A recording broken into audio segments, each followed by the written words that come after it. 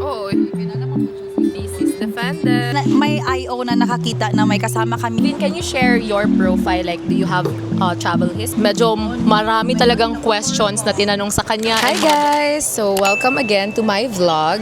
And this video is really for the immigration questions and yung mga documents na hiningi sa amin. And actually, I can say it was a success naman na kaming apat na adults ay na-approve. And we're so grateful for that. For context, two of us are first-time travelers. And yung isa, may baby siya nakasama. And then ako din. And also, additional information, we are all work from home here. So, nahulog siya na parang virtual assistants. Actually, virtual assistants kami. And then, work from home din yung setup namin. So, kailangan na, knowing na wala kaming mga company ID, wala kaming yung mga certificate of employment, yung mga contracts lang. So, mas kailangan talagang paghandaan yung mga documents to prepare the questions that will arise during the interview.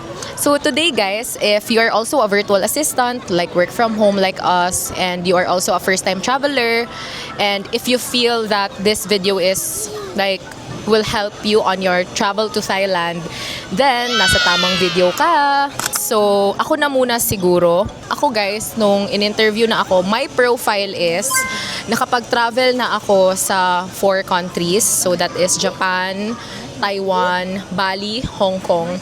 And actually, my day tour din ako nun sa Macau. And technically, this is my 6th country na, so ang Thailand. And so, paglapit ko sa immigration officer, pinasmile niya kaagad ako and then picture. Ang tanong niya lang sa akin is, I was shocked na isa lang yung tanong niya sa akin, which is, when is your return date? And then I said, February 18. So, yun lang talaga guys, and then proceed na. So, I was so happy and ngayon, I'll be asking my friends kung ano yung mga tinanong sa kanila, ano yung mga hiningi na documents din. And after this video, I will also share here kung ano yung mga prepare namin na documents. And also guys, I can give you my Canva like presentation na shinare ko din sa kanila para our immigration experience will be smooth as possible. So ayun guys. So, Hi! So actually, I'm also a work from home mom and I work remotely as a business administrator. And this is my first time traveling with my son. what is your immigration experience? Okay, so actually, unang-una talaga is magkakasama kami sa pila, nila Glyza, Migs, and Alvin. Pero may IO na nakakita na may kasama kaming baby, kaya tinawag nila ako. And actually, pwede sanang sumama sila Glyza, but kailangan pala is family, hindi pwede friends ang kasama sa linya for a different lane for those na may mga babying kasama. Priority nila yung mga may baby, yung mga senior citizen, tsaka PWD. Kaya ayun na, iba ako ng pilas, nauna na kami ni Kai. First na tinanong is, saan papunta, tsaka kailan ang balik sa Pinas. So sinabi ko lang na Bangkok, Thailand, tsaka Feb 18 ang balik. Tinanong din kung kaano-ano ko yung kasama kong baby. Siyempre, sabi ko, anak ko po, tsaka first time traveler ng baby ko, pero ako hindi na. Tinanong din yon. And last lang, tinanong if may relative ba ako sa Australia. So I think one more tip lang sa mga may travel history na don't worry too much kasi may mga records na ang IO. Kaya tinanong ako kanina if may relative ba ako sa Australia. And sinabi ko, yes, my sister ako doon. And yun na. Okay, walang hininging documents sa akin. Hi Alvin! Hello guys! So, ayan si Alvin guys, partner siya ng best friend ko. And then, isa din siya sa kasama namin na sa Thailand. Alvin, can you share your profile? Like, do you have travel history? Ano ang work mo? Yun. So, hi guys! Actually, I don't have any travel histories. And then, yeah, this is my first time traveling abroad. And profile ko is, I'm a virtual assistant. So, yun, nag-work din ako remotely as iPad leader. And ngayon, ano yung mga questions na tinanong sa'yo sa immigration? So, let's start sa pinakauna.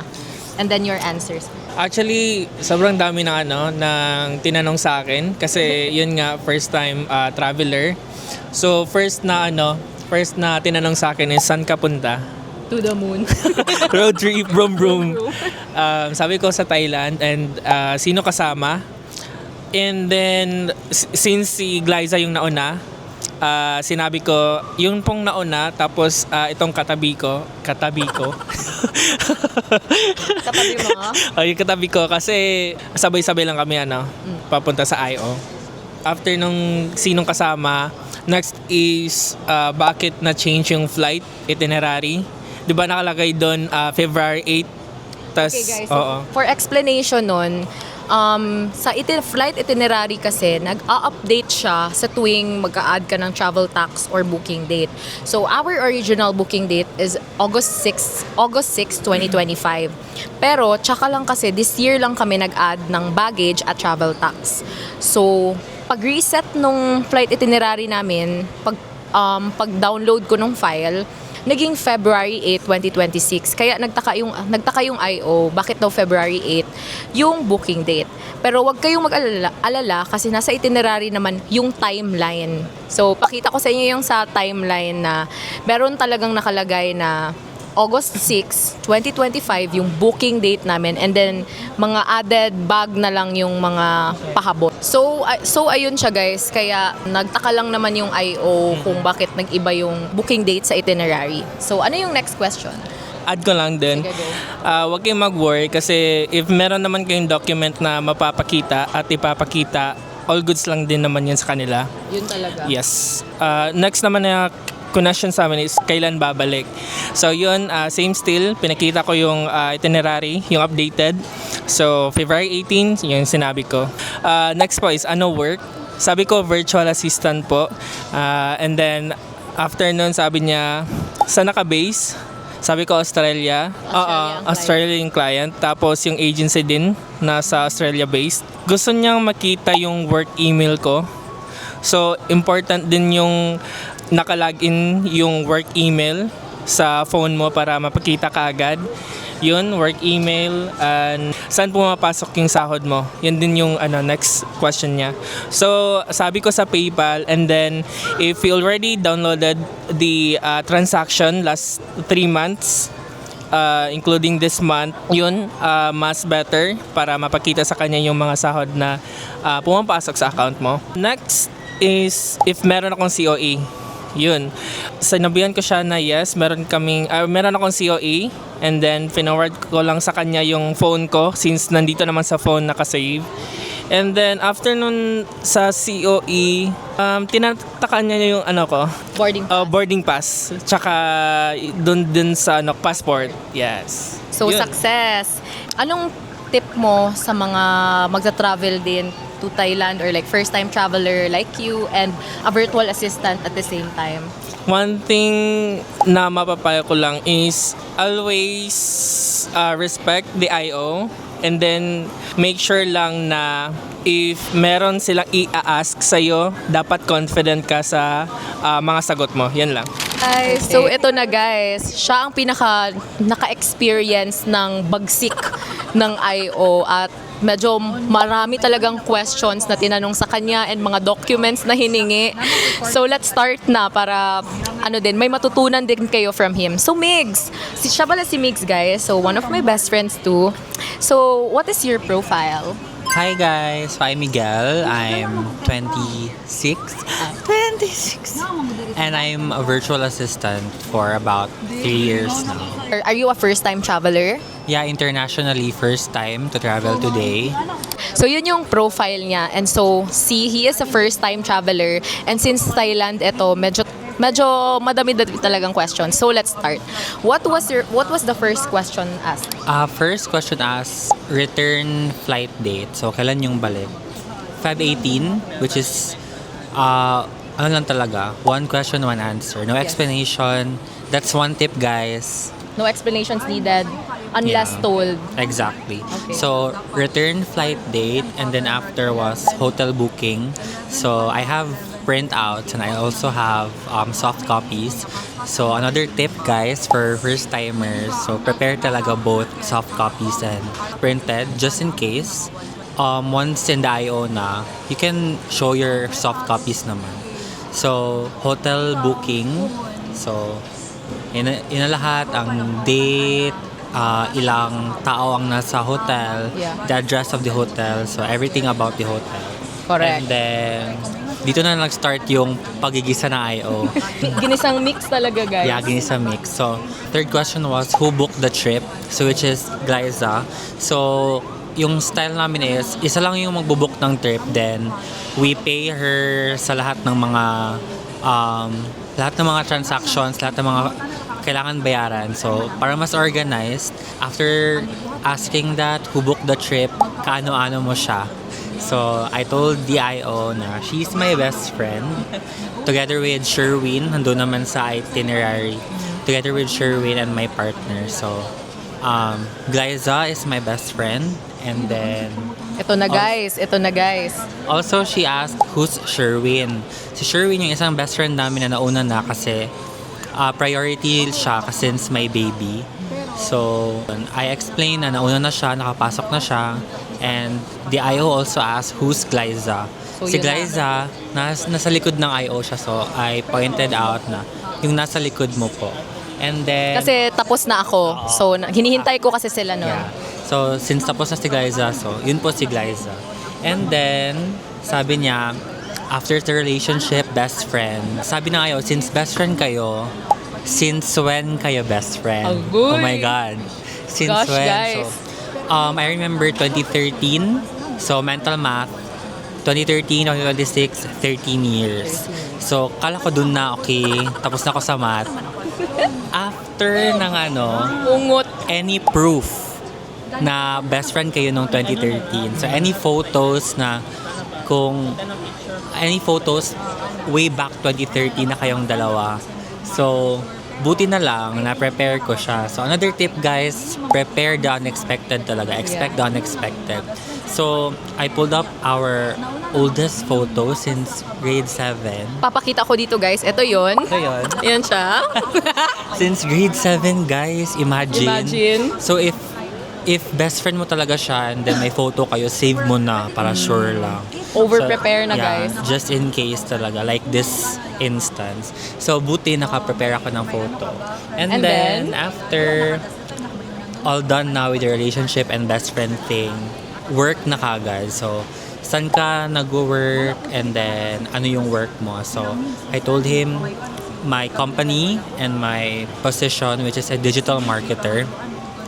He asked me saan based yung company.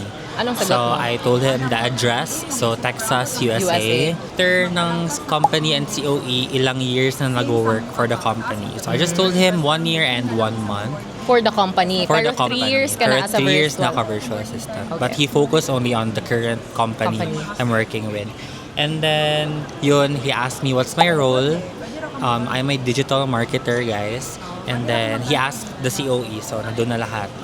Soft copy lang pa rin. Pero I also prepared hard copy. So, reminder talaga yun, guys. And then, yun, after asking saan based, saan pumapasok yung sweldo mo. Sweldo. Yeah, I told him that we use Wise or TransferWise. So I told him Wise is sort of a digital bank, an international digital bank. Correct me if I'm wrong, guys. But yun yung in-explain ko sa kanya. So inask niya, Wise, so it's like GCash. Sabi ko sa kanya, it's like international GCash. Yeah. Slay! Save nag-iingon. So ayun, siya Wise, pag-ask niya ng Wise, inask niya ano yung muka ng application. So, he is not familiar with He's Wise. not familiar with Wise. So, pinakita niya inask niya yung logo or yung app itself. Kung nasa phone mo. Kung nasa phone ko. So, another preparation, guys. But, I think if you have all the data and all the info correct na yung hindi talaga gawa-gawa, Yeah. you can answer talaga or you can show something. So I showed him the Wise app, and then another question was every when yung sahod mo. I told him every 2nd and 17th of the month. And then he follow up question, when yung last pay mo? So since 2nd and 17th, my last pay was February 2. February 2. Tapos another question na naman, guys. Parang over Oh my asking gosh, si Kuya. guys. Last question niya is, regarding the pay is, pakitaan mo ako ng pay or proof na pumasok yung sweldo on February 2. Oh my gosh. Buti na lang guys, sa Wise app, February 2 talaga February. yung last pay. Oh my gosh, So, Day. Yeah, I think that was yun na yung end of the climax. After that, parang, okay, feel ko makakapasa na talaga ako nito. And then, ayun, after asking the pay yung February 2, he just asked me, first time traveler sa international, and then I answered yes.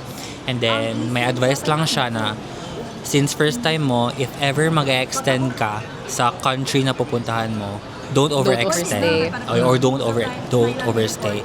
And he told me to enjoy the trip. So Yay! Oh my yeah, a God. lot of questions, but good thing I was prepared. Yay. So yun guys, medyo talaga, mataas talaga yung sa kanya. While I was waiting for them or for him, medyo na-anxious na din talaga ako kasi Yeah. medyo matagal talaga guys. And knowing na first time traveler and Bangkok ay Thailand pa talaga. So grabe, challenging guys. And among mga singot is, huy!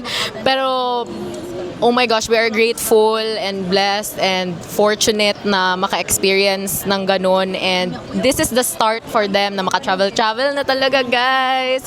Finally. And so yun, guys, that's our tip for you. Just to really prepare all the documents needed. I can give you the documents that I told them to prepare and even my Canva na presentation na possible immigration questions and the documents. Yeah, so I'll put in the description below the link of that Canva and the details and the documents needed, the possible questions and all that para kayo din, para maging sumakses na din kayo sa immigration as a virtual assistant ba or as a first time traveler or pupunta ba kayo ng Thailand, ganon guys. So yay, we are already here waiting for our boarding and pa-chill-chill na lang kami. So thank you guys for watching my vlog. Subscribe! And subscribe down below. And madami pa kaming i-share sa inyo about Thailand. See you soon guys! Ayan! Bye guys! Bye! Baby Kai! Ano ang questions kay Baby Kai? Ano ang questions? Hala! Ay sus! O, sige na. Bye, guys. Bye-bye. Let's enjoy Bangkok na. Bye-bye. Okay, cover na. Sige, go. Bye!